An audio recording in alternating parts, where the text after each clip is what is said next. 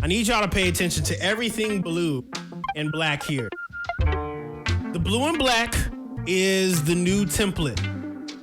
The new template features KFX Rack. It's a very easy tool to mix, create, curate, design whatever sound you want and just have it.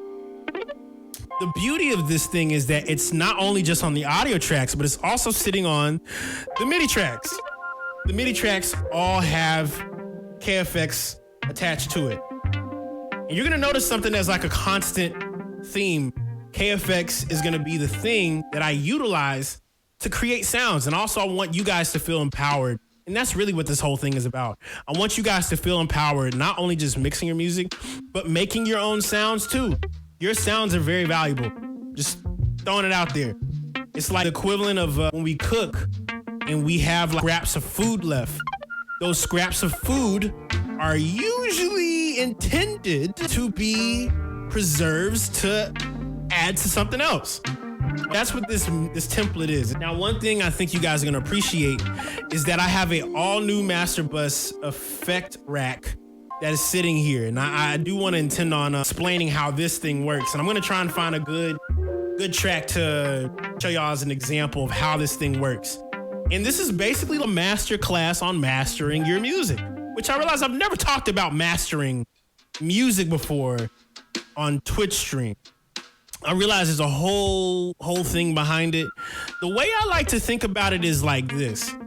I make ideas and I make songs, and I'm never married to how it sounds, because usually every suggestion I get when it comes to mastering or mixing usually is intended to make certain parts of the song pop out more.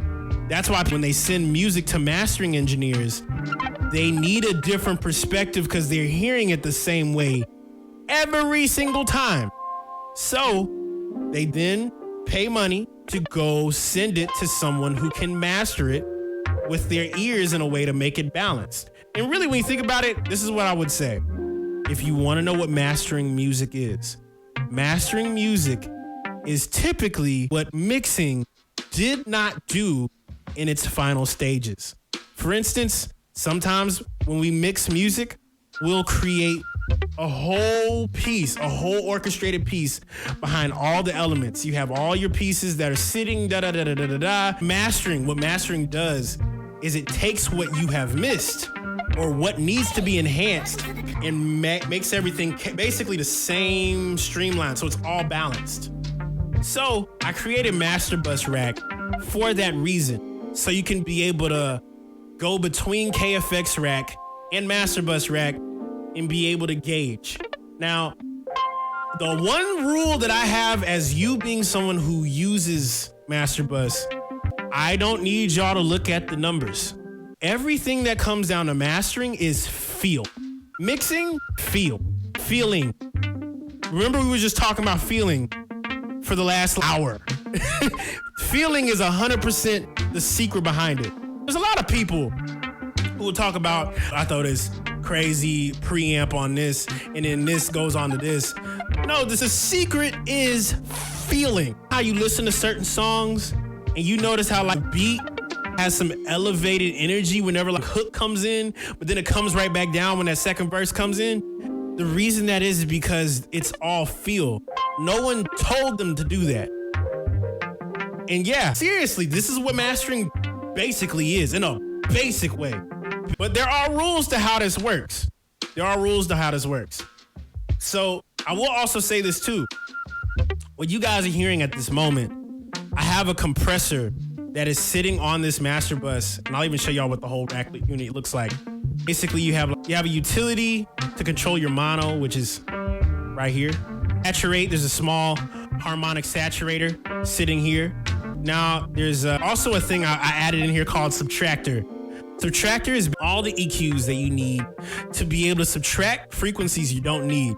If you want to add more subtractors, you just basically go here, hit copy, and duplicate.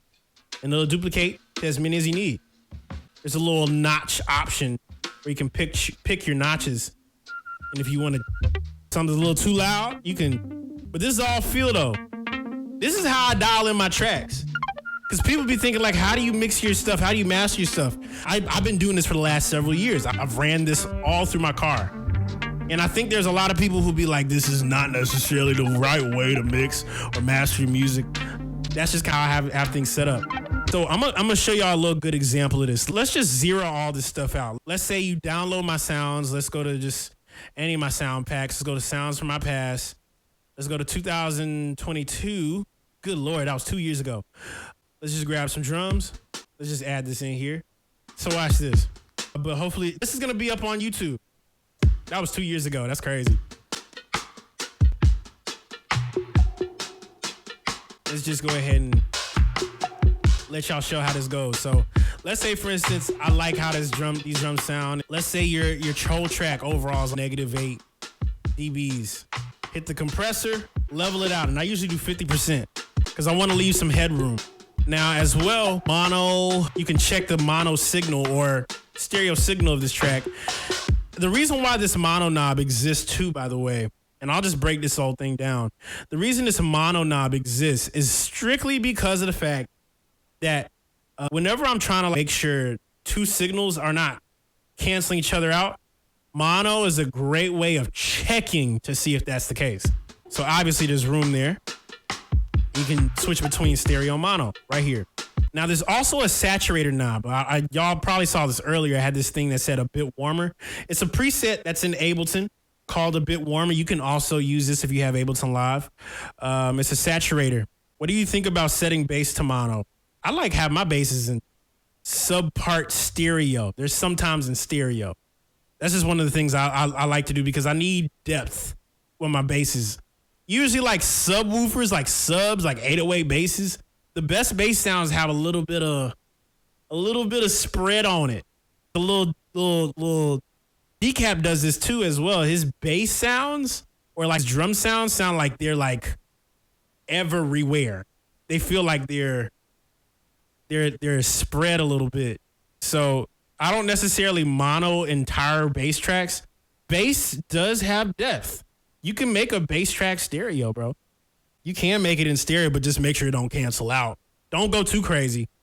That low end needs to be sitting a certain way. The mids maybe like have that stereo, but this is all mastering, by the way. This is when you're finishing the track. And so another example I have here, let's see, throw hella reverb on bass.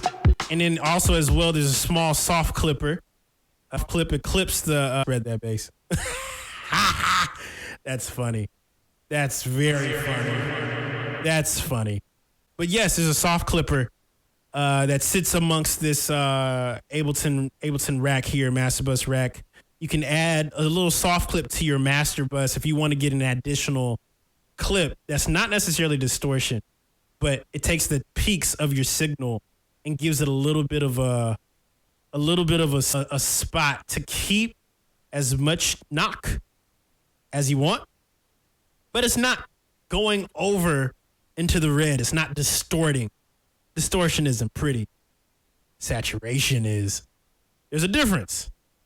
Now, here's the coolest part. This is one of my favorite parts about this. You do have your typical options to be able to adjust the compressor and its threshold and its makeup and all that, right? You can even adjust the limiter gain. But this is my favorite part about this whole rack. You see this thing called stereo image? It's sitting at unity, right?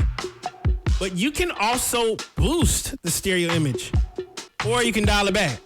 The reason why this exists is because usually when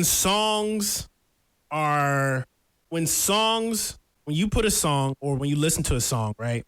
You ever notice in certain elements that like it feels like the track lifted itself? And I'm gonna tell you exactly. Let's say you have a song, right? And when the hook comes in, it just feels like everything got a little bit or felt a little bit bigger than it did before. That's probably because Kendrick is great at doing this. His mastering engineers, what I heard, have taken his track. They'll get a bounce of his track, but also get a bounce of his vocal for the track. And when certain elements of the song come up, he needs his voice to be felt. He needs to go like to another level. Literally go from one level low to cranked. You know what I'm saying? And so stereo imaging what that is, it takes the sides or the left and right stereo image information and boosts the signal. Yes. I love how mastering engineers wear the mixing hat too. That's important. I wish I had my mixing hat. That'd be great. But you utilize this with Moody Banks on her most recent release, I'm Good. This was actually last year. I did it with her hook on the song.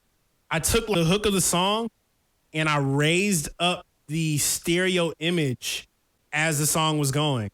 So instead of just having it play, it felt like the song had energy to it. It's like that little touch of additional decibels to the information like stereo. So the stereo can be boosted. And so that's one component of it. So let's just try and make something from scratch here. I'm gonna show y'all a little other thing that's sitting inside of here. There's this folder that comes with the Ableton template called My Samples. And for those of you guys that love or are curious about making your own sounds, take note. There's a folder here that allows you to be able to add or record whatever you make, and you can throw it into your session. Yes. What I would suggest you do is literally favorite this folder. So now, let's say if you wanted to go and just, I don't know, make whatever. We're going to do this all over again. Make another drum loop. So we're just going to say, I'm just run this on loop. So let's say you like this, right? I have a resample track that's sitting inside of the session. You can hit this button, hit record, and then watch this.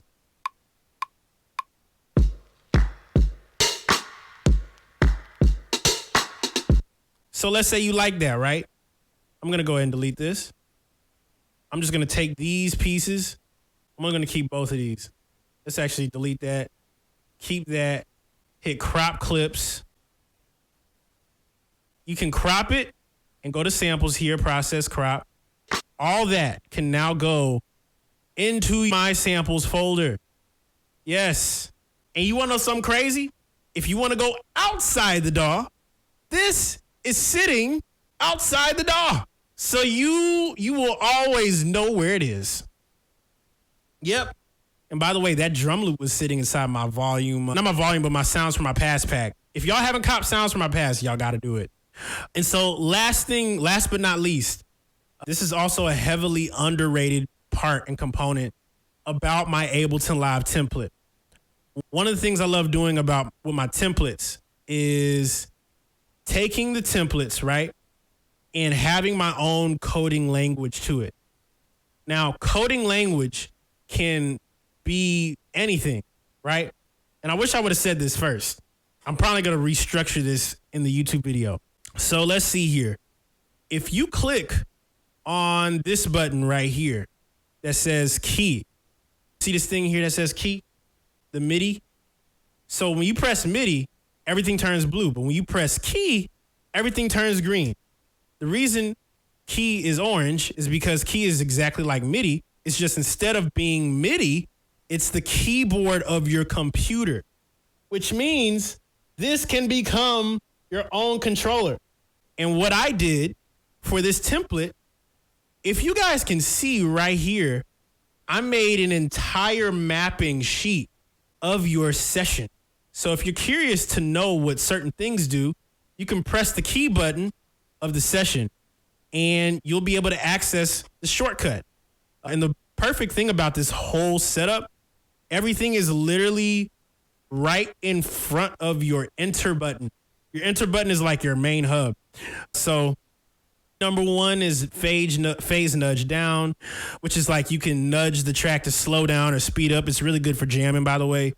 Key number 3 is the metronome on and off. You can turn on the metronome with the number 3. And then there's a loop on and off. You can turn that on and off with number 6. Now, here's also another thing. You have your start, global record, start, stop, tap tempo, and what I usually like to do, and this is This is probably the reasons why it's sitting in here. Key 7, 7, 8, 9. I have those automatically mapped, but you can map this whole thing to whatever is comfortable for you. I've seen people map keys to certain things because this is just where their hands on the keyboard, but it really just depends on your comfort levels. But yeah, let's say if you want to just sit and record, I don't even have to go up here and press record. I can simply go to my key, see what I have that's global record. It's obviously a backward slash mark right here. So right here, let's see here. You can literally be like, all right, I want to turn on the metronome. Maybe I want to tap the tempo. 1, 2, 3, 4. That's cool. One Keyway said, I love shortcuts, learned a lot from you in 23. Question though, when are you really going to use phase nudge? So I'll tell you when. I've used phase nudge whenever I am jamming with people. And I'll tell you why.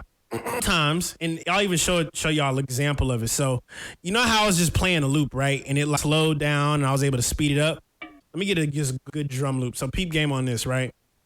So check this drum loop out.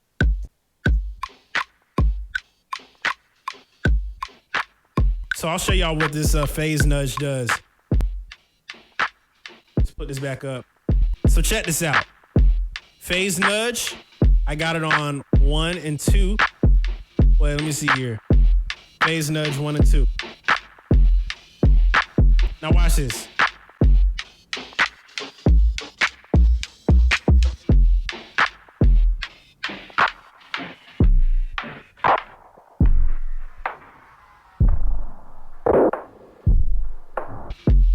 Now what's cool is you can play with that.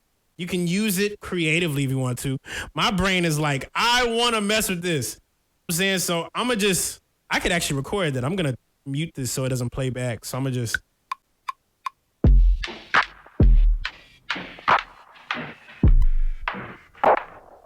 And I just recorded all that. So now I can play all that back and be like.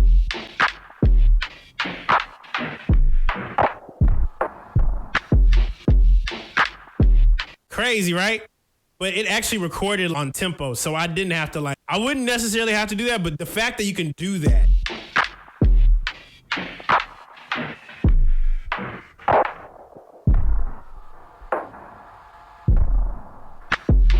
Yep. So it's great if you want to utilize it in your own creative way. I love utilizing that because it you can resample tape effects. That's the reason why it's called resample there. See, and I hope that makes sense to you guys, and I appreciate everybody for just vibing out. If you want to cop this template, it's sitting inside of my Gumroad page. If you want to go and cop it. It's literally there. It's Ableton Live template.